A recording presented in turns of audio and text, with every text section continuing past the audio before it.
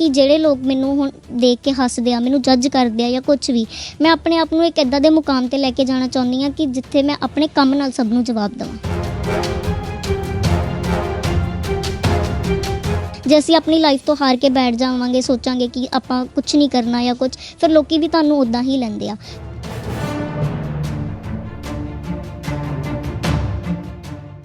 And ਮੈਂ ਬਿਲਕੁਲ perfect ਆ, ਮੇਰੇ 'ਚ ਸਿਰਫ ਇੱਕ ਕੱਦ ਕਰਕੇ ਮੈਂ ਉਹਨੂੰ ਆਪਣੀ ਕਮੀ ਨਹੀਂ ਮੰਨਦੀ।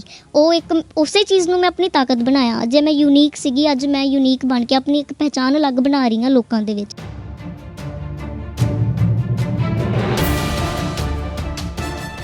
ਸਰ ਲਾਈਫ ਸੌਖੀ ਨਹੀਂ ਹੁੰਦੀ, ਬਣਾਉਣੀ ਪੈਂਦੀ ਆ, ਬਹੁਤ ਕੁਛ ਸਹਿਣਾ ਪੈਂਦਾ ਆ, ਕੁਛ ਕੁ ਬਰਦਾਸ਼ਤ ਕਰਨਾ ਪੈਂਦਾ ਆ ਅਤੇ ਬਹੁਤ ਕੁਛ ਨਜ਼ਰ ਅੰਦਾਜ਼ ਕਰਨਾ ਪੈਂਦਾ ਆ। ਮੇਰੀ ਲਾਈਫ 'ਚ ਮੇਰੇ ਕੱਦ ਨੂੰ ਲੈ ਕੇ ਮੈਂ ਬਹੁਤ ਕੁਛ ਸਹਿਆ ਆ, ਬਹੁਤ ਕੁਛ ਸਿੱਖਿਆ ਵੀ ਆ। ਅੱਜ ਅਸੀਂ ਜਿਨ੍ਹਾਂ ਦੀ ਜੀਵਨੀ ਦੇ ਉੱਤੇ ਤੁਹਾਨੂੰ ਕਹਾਣੀ ਦਿਖਾਉਣ ਜਾ ਰਹੇ ਹਾਂ, ਉਹ ਕਹਾਣੀ ਜਿਹੜੀ ਹੈ, ਉਹ ਜਿਹੜੀ ਇਹਨਾਂ ਦੀ ਜਿਹੜੀ ਸਟੋਰੀ ਹੈ, ਉਹ ਹਰ ਇੱਕ ਉਸ ਵਿਅਕਤੀ ਦੇ ਲਈ ਇੱਕ ਪ੍ਰੇਰਨਾ ਦਾ ਸਰੋਤ, ਹਰ ਇੱਕ ਉਸ ਵਿਅਕਤੀ ਦੇ ਲਈ ਇੱਕ ਉਦਾਹਰਨ ਸਾਬਿਤ ਹੋਏਗੀ। ਕਿਵੇਂ ਇਹਨਾਂ ਨੇ ਜਿਹੜਾ ਹੈ ਕਿ ਆਪਣੀ ਜ਼ਿੰਦਗੀ ਦੇ ਵਿੱਚ ਔਂਕੜਾਂ ਦੇਖੀਆਂ, ਜਿਹੜੀ ਕਮਜ਼ੋਰੀ ਸੀਗੀ ਉਸ ਨੂੰ ਆਪਣੀ ਤਾਕਤ ਬਣਾਇਆ, ਔਰ ਕਿਸ ਤਰ੍ਹਾਂ ਉਹ ਆਪਣੀ ਜ਼ਿੰਦਗੀ ਦੇ ਇੱਕ ਮੁਕਾਮ ਤੱਕ ਪਹੁੰਚੇ। ਜੀ ਹਾਂ, ਮੈਂ ਗੱਲ ਕਰ ਰਿਹਾ ਜਲੰਧਰ ਦੀ ਰਹਿਣ ਵਾਲੀ ਐਡਵੋਕੇਟ ਹਰਵਿੰਦਰ ਕੌਰ ਦੇ ਬਾਰੇ, ਜਿਨ੍ਹਾਂ ਦੀ ਉਮਰ 24 ਸਾਲ, ਕੱਦ 3 ਫੁੱਟ 11 ਇੰਚ। ਜਿਹੜਾ ਕੱਦ ਜਿਹੜਾ ਸੀਗਾ ਇਹਨਾਂ ਦੇ ਵਾਸਤੇ ਇੱਕ ਬਹੁਤ ਵੱਡੀ ਕਮਜ਼ੋਰੀ ਸੀ। ਜਿਹੜੀ ਇਹਨਾਂ ਦੀ ਇਹ ਕਮਜ਼ੋਰੀ ਸੀਗੀ, ਕਿਸ ਤਰ੍ਹਾਂ ਇਹਨਾਂ ਨੇ ਜਿਹੜੀ ਹੈ ਕਿ ਉਸ ਨੂੰ ਆਪਣੀ ਤਾਕਤ ਬਣਾ ਕੇ ਆਪਣਾ ਜਿਹੜਾ ਹੈ ਕਿ ਵਕਾਲਤ ਪਾਸ ਕਰਕੇ ਜਿਹੜਾ ਹੈ ਕਿ ਆਪਣੀ ਇੱਕ ਮੰਜ਼ਿਲ ਪਾਈ, ਮੁਕਾਮ ਹਾਸਿਲ ਕੀਤਾ। ਸੋ ਅਸੀਂ ਗੱਲ ਕਰਦੇ ਹਾਂ ਐਡਵੋਕੇਟ ਹਰਵਿੰਦਰ ਕੌਰ ਦੇ ਨਾਲ। ਹਰਵਿੰਦਰ ਕੌਰ ਜੀ, ਸਭ ਤੋਂ ਪਹਿਲਾਂ ਤਾਂ ਜਿਹੜਾ ਹੈ ਕਿ ਤੁਸੀਂ ਜਿਹੜਾ ਹੈ ਕਿ ਉਹਨਾਂ ਲੋਕਾਂ ਵਾਸਤੇ ਜਿਹੜਾ ਇੱਕ ਉਦਾਹਰਨ ਹੋ, ਪ੍ਰੇਰਨਾ ਦੇ ਸਰੋਤ ਹੋ, ਜਿਹੜੇ ਕਿ ਆਪਣੀ ਲਾਈਫ ਦੇ ਵਿੱਚ ਹਿੰਮਤ ਹਾਰ ਜਾਂਦੇ ਨੇ, ਜਿਹੜੇ ਲੋਕ ਜਿਹੜੇ ਹੈ ਕਿ ਸਮਝਦੇ ਕਿ ਹੁਣ ਸਾਡੇ ਕੋਲੋਂ ਕੁਛ ਨਹੀਂ ਹੋਣਾ, ਅਸੀਂ ਕਮਜ਼ੋਰ ਹਾਂ, ਹੈ ਨਾ। ਤੁਸੀਂ ਆਪਣੀ ਕਮਜ਼ੋਰੀ ਨੂੰ ਜਿਹੜਾ ਹੈ ਕਿ ਆਪਣੀ ਕਮਜ਼ੋਰੀ ਕਰਕੇ ਆਪਣੀ ਜ਼ਿੰਦਗੀ ਤੱਕ ਖ਼ਤਮ ਕਰ ਜਾਂਦੇ ਨੇ। ਤੁਸੀਂ ਉਹਨਾਂ ਲੋਕਾਂ ਵਾਸਤੇ ਇੱਕ ਜਿਹੜੀ ਹੈ ਪ੍ਰੇਰਨਾ ਦੇ ਸਰੋਤ ਬਣੇ ਹੋ। ਤੁਸੀਂ ਸਾਡੇ ਸਰੋਤਾਂ ਨੂੰ ਇਹ ਦੱਸਣਾ ਕਿ ਕਿਵੇਂ ਤੁਸੀਂ ਜਿਹੜੀਆਂ ਆਪਣੀ ਲਾਈਫ ਦੇ ਵਿੱਚ ਤੁਹਾਨੂੰ ਕਿਸ ਕਿਸ ਤਰ੍ਹਾਂ ਦੀ ਔਂਕੜਾਂ ਆਈਆਂ, ਔਰ ਕਿਵੇਂ ਤੁਸੀਂ ਜਿਹੜੀ ਆਪਣੀ ਕਮਜ਼ੋਰੀ ਦੇ ਉੱਤੇ ਜਿੱਤ ਪ੍ਰਾਪਤ ਕੀਤੀ ਹੈ। ਸਰ ਲਾਈਫ ਸੌਖੀ ਨਹੀਂ ਹੁੰਦੀ, ਬਣਾਉਣੀ ਪੈਂਦੀ ਆ, ਬਹੁਤ ਕੁਛ ਸਹਿਣਾ ਪੈਂਦਾ ਆ, ਕੁਛ ਕੁ ਬਰਦਾਸ਼ਤ ਕਰਨਾ ਪੈਂਦਾ ਆ ਅਤੇ ਬਹੁਤ ਕੁਛ ਨਜ਼ਰ ਅੰਦਾਜ਼ ਕਰਨਾ ਪੈਂਦਾ ਆ। ਮੇਰੀ ਲਾਈਫ 'ਚ ਮੇਰੇ ਕੱਦ ਨੂੰ ਲੈ ਕੇ ਮੈਂ ਬਹੁਤ ਕੁਛ ਸਹਿਆ ਆ, ਬਹੁਤ ਕੁਛ ਸਿੱਖਿਆ ਵੀ ਆ, ਅਤੇ ਮੈਂ ਕਦੇ ਵੀ ਉਹ ਨੈਗੇਟਿਵਿਟੀ ਨੂੰ ਆਪਣੇ ਉੱਪਰ ਹਾਵੀ ਨਹੀਂ ਹੋਣ ਦਿੱਤਾ। ਹਮੇਸ਼ਾ ਹਰ ਇੱਕ ਚੀਜ਼ ਨੂੰ ਪੋਜ਼ੀਟਿਵ ਵੇ ਦੇ ਵਿੱਚ ਲਿਆ। ਇੱਕ ਟਾਈਮ ਮੇਰੀ ਲਾਈਫ 'ਚ ਇੱਦਾਂ ਦਾ ਆਇਆ ਸੀ ਕਿ ਮੈਂ ਨੈਗੇਟਿਵ ਹੋ ਗਈ ਸੀ, ਮੈਂ ਹਾਰ ਗਈ ਸੀ ਆਪਣੀ ਜ਼ਿੰਦਗੀ ਤੋਂ, ਮੈਂ ਜੀਣਾ ਨਹੀਂ ਚਾਹੁੰਦੀ ਸੀਗੀ। ਬਟ ਫਿਰ ਆਪਣੇ ਕੋਲ ਹਮੇਸ਼ਾ 2 ਆਪਸ਼ਨਸ ਹੁੰਦੇ ਨੇ ਕਿ ਜਾਂ ਤਾਂ ਕਰੋ ਜਾਂ ਮਰੋ, ਅਤੇ ਮੈਂ ਕਦੇ ਵੀ ਬੋਝ ਬਣ ਕੇ ਨਹੀਂ ਰਹਿਣਾ ਚਾਹੁੰਦੀ ਸੀ ਆਪਣੇ ਪੇਰੈਂਟਸ ਦੇ ਉੱਤੇ। ਮੈਂ ਆਪਣੀਆਂ ਲਾਈਫ ਦੀਆਂ ਡਿਫੀਕਲਟੀਜ਼ ਨੂੰ ਫੇਸ ਕਰਕੇ, ਆਪਣੇ ਡਰ ਨਾਲ ਲੜ ਕੇ ਅੱਜ ਇੱਥੇ ਤੱਕ ਪਹੁੰਚੀ ਹਾਂ। ਕਿਸ ਕਿਸ ਦਾ ਡਰ ਸੀਗਾ ਤੁਹਾਡੇ ਮਨ 'ਚ, ਔਰ ਜਦੋਂ ਤੁਸੀਂ ਪੜ੍ਹਾਈ ਲਈ ਸਕੂਲ ਜਾਂਦੇ ਸੀ ਜਾਂ ਆਪਣੇ ਮਾਤਾ ਪਿਤਾ ਨਾਲ ਕਿਤੇ ਬਾਜ਼ਾਰ ਜਾਂਦੇ ਸੀ, ਕਿਵੇਂ ਕਿਵੇਂ ਤੁਹਾਨੂੰ ਉੱਥੇ ਔਂਕੜਾਂ ਆਉਂਦੀਆਂ ਸੀਗੀਆਂ, ਥੋੜ੍ਹਾ ਉਹ ਵੀ ਦੱਸਣਾ। ਸਰ ਸਕੂਲ ਟਾਈਮ ਮੇਰੇ ਲਈ ਬਹੁਤ ਔਖਾ ਸੀਗਾ। ਉਹ ਟਾਈਮ ਦੇ ਵਿੱਚ ਮੈਂ ਇੱਕ ਮਜ਼ਾਕ ਦਾ ਪਾਤਰ ਬਣ ਗਈ ਸੀ ਕੁਛ ਕੁ ਬੱਚਿਆਂ ਲਈ। ਮੇਰੇ ਵੱਲ ਦੇਖ ਕੇ ਸਾਰੇ ਹੱਸਦੇ ਹੁੰਦੇ ਸੀਗੇ, ਉਹਨਾਂ ਦੀਆਂ ਨਿਗਾਹਾਂ ਹੀ ਮੈਨੂੰ ਇੱਦਾਂ ਦੇਖਦੀਆਂ ਸੀ ਜਿੱਦਾਂ ਸ਼ਾਇਦ ਮੈਂ ਇੱਕ ਕਾਰਟੂਨ ਹੋਵਾਂ। ਉਹ ਛੋਟੀਆਂ ਛੋਟੀਆਂ ਗੱਲਾਂ ਦੇ ਕਾਰਨ ਮੈਨੂੰ ਆਪਣੇ ਆਪ ਤੋਂ ਨਫ਼ਰਤ ਹੋਣ ਲੱਗ ਗਈ ਸੀ, ਮੈਂ ਡਰਨ ਲੱਗ ਗਈ ਸੀ। ਮੈਨੂੰ ਲੋਕਾਂ ਸਾਹਮਣੇ ਆਪਣੇ ਆਪ ਨੂੰ ਲੈ ਕੇ ਜਾਣਾ ਮੈਂ ਬੰਦ ਕਰਤਾ। ਮੈਨੂੰ ਇੱਦਾਂ ਫੀਲ ਕਰਾਇਆ ਜਾਂਦਾ ਹੁੰਦਾ ਸੀ ਕਿ ਮੈਂ ਭੀੜ ਤੋਂ ਅਲੱਗ ਹਾਂ, ਜੋ ਕਿ ਮੈਂ ਆਪਣੇ ਕੱਦ ਕਰਕੇ ਸੀਗੀ। ਬਟ ਉਹਨਾਂ ਦੀ ਉਹ ਨੈਗੇਟਿਵ ਨਜ਼ਰ, ਜੋ ਉਹਨਾਂ ਦਾ ਹਾਸਾ, ਜਿੱਦਾਂ ਦੇ ਟੌਂਟਸ ਮੈਨੂੰ ਮਿਲਦੇ ਹੁੰਦੇ ਸੀ ਸਕੂਲ ਲਾਈਫ ਦੇ ਵਿੱਚ, ਉਹ ਚੀਜ਼ਾਂ ਨੇ ਮੈਨੂੰ ਬਹੁਤ ਜ਼ਿਆਦਾ ਡਰਾ ਦਿੱਤਾ ਸੀਗਾ। ਅਤੇ ਜਦੋਂ ਮੈਂ ਕਿਤੇ ਬਾਹਰ ਵੀ ਜਾਣਾ, ਮਾਰਕੀਟ ਫੈਮਿਲੀ ਦੇ ਨਾਲ, ਉੱਥੇ ਵੀ ਇਹ ਚੀਜ਼ਾਂ ਹੁੰਦੀਆਂ ਸੀ। ਲੋਕ ਮੁੜ ਮੁੜ ਕੇ ਮੈਨੂੰ ਦੇਖਦੇ ਹੁੰਦੇ ਸੀ, ਇੱਕ ਦੂਜੇ ਨੂੰ ਇਸ਼ਾਰੇ ਕਰ ਕਰਕੇ ਦੱਸਦੇ ਹੁੰਦੇ ਸੀ, ਮੇਰੇ ਵੱਲ ਦੇਖਦੇ ਹੁੰਦੇ ਸੀ, ਅਤੇ ਉਹ ਚੀਜ਼ਾਂ ਨੇ ਮੈਨੂੰ ਜ਼ਿਆਦਾ ਡਰਾ ਦਿੱਤਾ ਸੀ। ਅਤੇ ਇੱਕ ਡਰ ਮੇਰੀ ਲਾਈਫ ਦੇ ਵਿੱਚ ਬੈਠ ਗਿਆ ਸੀ ਕਿ ਮੈਂ ਦੁਨੀਆ ਤੋਂ ਅਲੱਗ ਹਾਂ ਅਤੇ ਸ਼ਾਇਦ ਮੈਨੂੰ ਦੁਨੀਆ ਨੇ ਕਦੇ ਐਕਸੈਪਟ ਨਹੀਂ ਕਰਨਾ। ਉਹ ਡਰ ਕਿਵੇਂ ਨਿਕਲਿਆ, ਕਿਵੇਂ ਤੁਹਾਡੇ ਮਨ 'ਚ ਜਿਹੜੀ ਕਿ ਪੋਜ਼ੀਟਿਵ ਖਿਆਲ ਤੁਹਾਡੇ ਮਨ ਦੇ ਵਿੱਚ ਆਏ, ਔਰ ਕਿਸ ਤਰ੍ਹਾਂ ਤੁਸੀਂ ਇਹ ਜਿਹੜੀ ਹੈ ਕਿ ਇਹ ਜੰਗ ਜਿੱਤੀ ਹੈ, ਕਿਵੇਂ ਤੁਹਾਡੇ ਖਾਸ ਤੌਰ 'ਤੇ ਮੈਂ ਹੁਣੇ ਪੁੱਛਣਾ ਚਾਹੂੰਗਾ ਕਿ ਜਿਵੇਂ ਕਿ ਮੈਂ ਜਾਣਦਾ ਕਿ ਤੁਸੀਂ ਇੱਕ ਏਅਰ ਹੋਸਟੈਸ ਬਣਨਾ ਚਾਹੁੰਦੇ ਸੀਗੇ, ਜਿਹੜਾ ਸੁਪਨਾ ਤੁਹਾਡਾ ਜਿਹੜਾ ਕਿ ਉਹ ਟੁੱਟ ਚੁੱਕਾ ਸੀਗਾ। ਉਸ ਤੋਂ ਬਾਅਦ ਜਿਹੜਾ ਕਿ ਤੁਸੀਂ ਬਹੁਤ ਜ਼ਿਆਦਾ ਨਿਰਾਸ਼ ਹੋ ਗਏ ਸੀਗੇ ਆਪਣੀ ਜ਼ਿੰਦਗੀ ਤੋਂ, ਅਤੇ ਉਸ ਤੋਂ ਬਾਅਦ ਕਿਵੇਂ ਤੁਹਾਨੂੰ ਪ੍ਰੇਰਨਾ ਮਿਲੀ ਕਿ ਤੁਹਾਨੂੰ ਜਿਹੜਾ ਹੈ ਕਿ ਇੱਧਰ ਵਕਾਲਤ ਵੱਲੋਂ ਰੁਖ ਕਰਨਾ ਚਾਹੀਦਾ ਹੈ, ਤੁਹਾਨੂੰ ਵਕਾਲਤ ਕਰਨੀ ਚਾਹੀਦੀ ਹੈ? ਉਸ ਤੋਂ ਬਾਅਦ ਜਿਹੜਾ ਹੁਣ ਤੁਸੀਂ ਜਿਹੜਾ ਸੁਪਨਾ ਸੰਜੋਇਆ ਹੈ ਜੱਜ ਬਣਨ ਦਾ, ਉਹ ਕਿਵੇਂ ਤੁਹਾਡੇ ਮਾਈਂਡ ਵਿੱਚ ਆਇਆ ਸੀ, ਥੋੜ੍ਹਾ ਉਹ ਵੀ ਦੱਸਣਾ।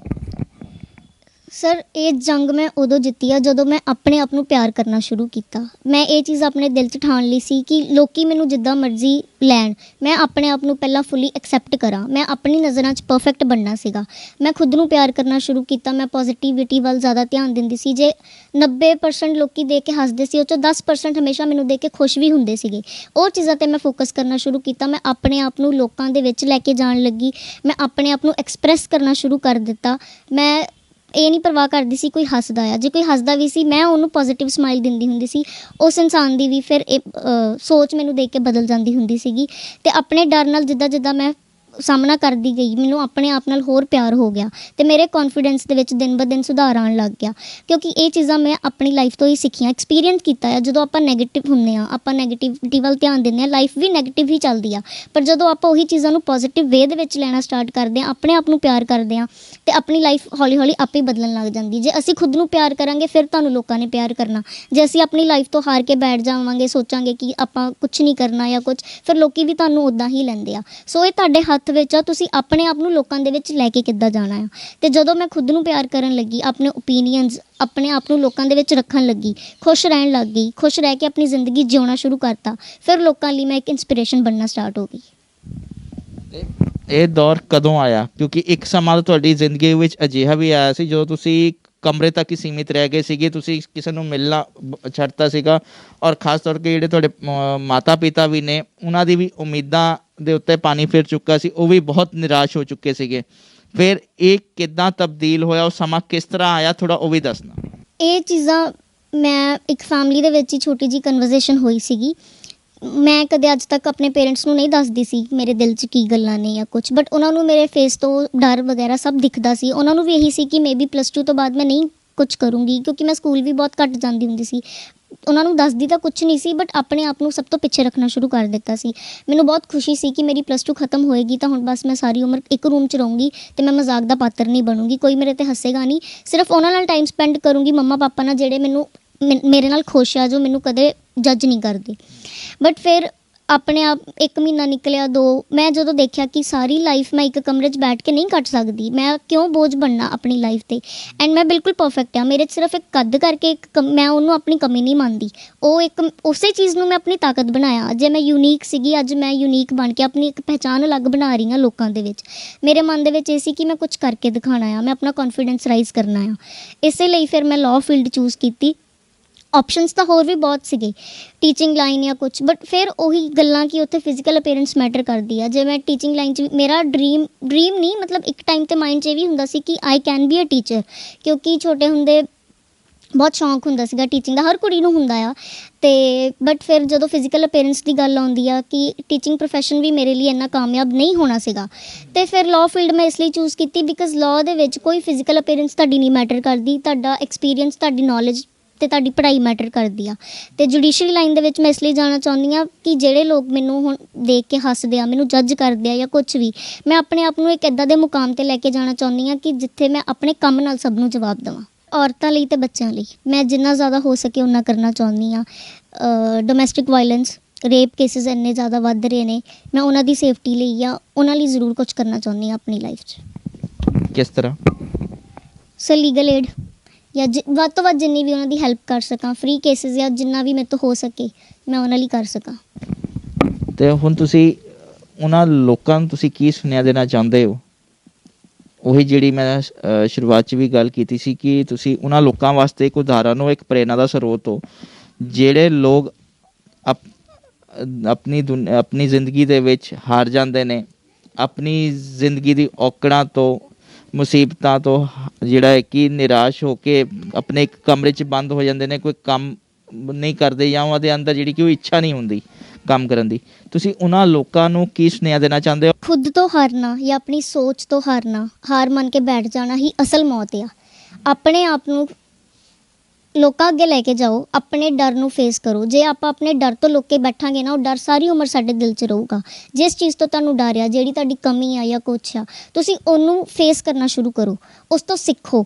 ਦੇਖੋ ਕਿ ਤੁਹਾਡੇ 'ਚ ਰੱਬ ਨੇ ਕਿਹੜੀ ਇੱਦਾਂ ਦੀ, ਹਰ ਇੱਕ ਇਨਸਾਨ 'ਚ ਕੋਈ ਨਾ ਕੋਈ ਕਾਬਲੀਅਤ ਹੁੰਦੀ ਆ, ਤੁਸੀਂ ਉਹਨੂੰ ਲੱਭੋ ਅਤੇ ਆਪਣੀ ਲਾਈਫ ਦਾ ਇੱਕ ਗੋਲ ਸੈੱਟ ਕਰੋ ਅਤੇ ਉਹਦੇ 'ਤੇ ਕੰਮ ਕਰੋ।